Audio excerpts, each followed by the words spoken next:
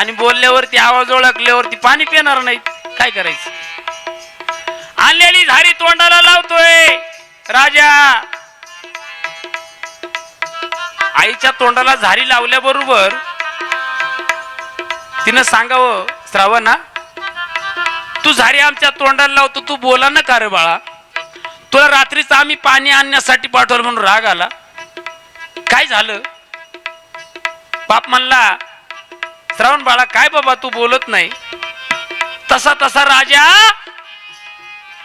हुंदके देऊन रडू लागला. काय करावं आता, काय करावं? बोलव नाही तर काय करू? आईने सांगितलं, श्रावणा तू जर आमच्या बरोबर बोलला नाही तर तुझं पाणी सुद्धा आम्हाला नको.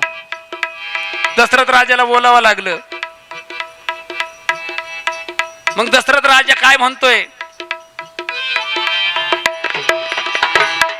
राजा दशरथ आहे मी, सांगतो तुम्हाला, सांगतो तुम्हाला,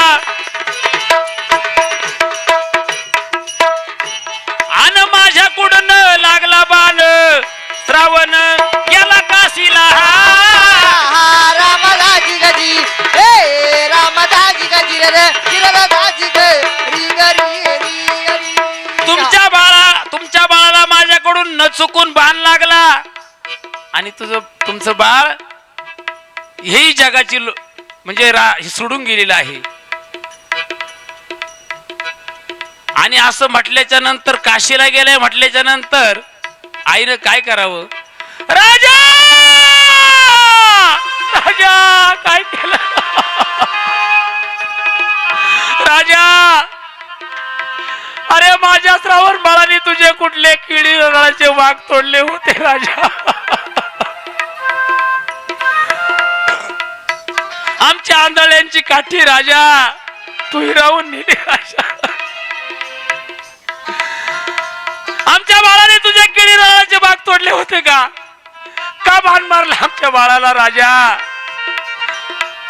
श्रावण बाळाचे वडील रडू लागले. सूरदास राजा काय केलं राजा? आमच्या आंधळ्यांची काठी हिरवून राजा. देवा श्रावण बाळाचे आई वडील म्हणते, आई म्हणते राजा तुलाही 4 पुत्र होतील, तुला पण 4 पुत्र होतील, पण आम्ही जसं पाणी पाणी करून मरतो ना तसं तुला पण मरावं लागेल.